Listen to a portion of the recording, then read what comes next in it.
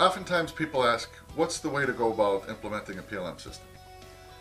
And there's really like two major schools. One of them is you take the product and all of the applications and sub packages and the like that are provided by the vendor, and you see how well that fits you and your company, and follow essentially what they have to say and only deviate from that when necessary.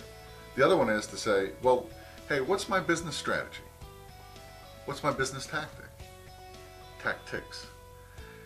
Then you ask, how can I put an infrastructure in place to better improve my execution and achievement of my business tactics? And then ultimately you get around to, geez, and PLM covers a piece of that space that involves my business tactics.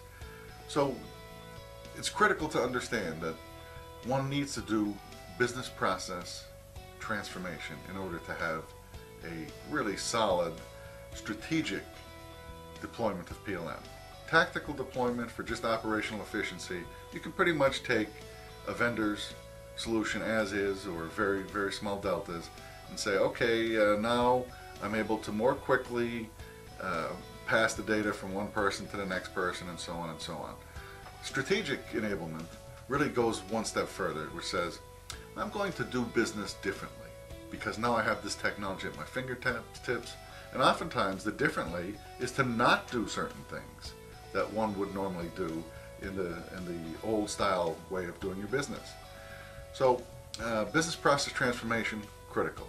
Second critical is one has to recognize that probably 70% of most products have an outsourced component to it. 70% of the product is an outsourced component. Look at aerospace or look at automotive, and you know there's a whole tier of suppliers. And as a result of that, one has to be more prepared to collaborate. That's kind of one of these critical strategic changes.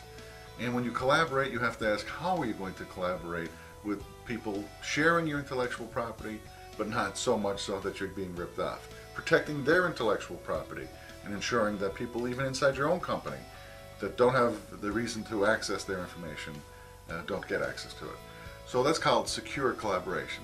So the combination of business process transformation and secure collaboration should be first analyzed, and then after you cover those two topics, then you can talk about, and how does my PLM system fit into that structure.